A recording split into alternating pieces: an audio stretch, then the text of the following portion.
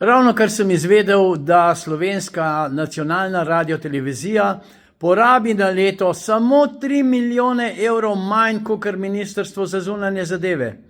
In to za tisto, da pravzaprav ne dela nič pametnega. Konec koncev tudi Ministrstvo za zunanje zadeve ne dela nič pametnega. Pa vendar 163 milijonov evrov na leto pobere tistih okrog 2500 voluharjev pripetih na RTV Slovenijo.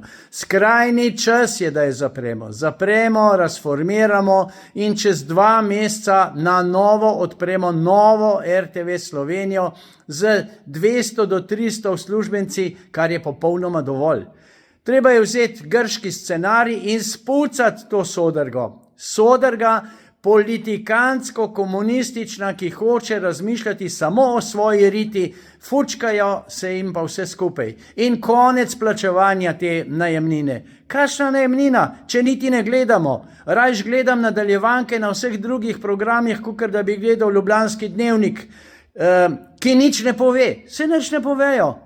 Blebetajo, neumnosti govorijo in potem je najbolj pomemben dogodek je na kmetiji, je Francika, ji je prišlo, ki je gledala Janeza in tako naprej. Zakozlat.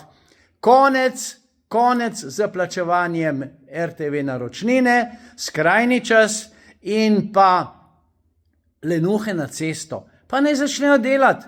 Saj lahko delajo, če ne drugega, če ne znajo drugega, za kar za marsikerega na televiziji bi rekel, da ne zna drugega, ne gre pa ceste pometati. Tudi to delo je častno.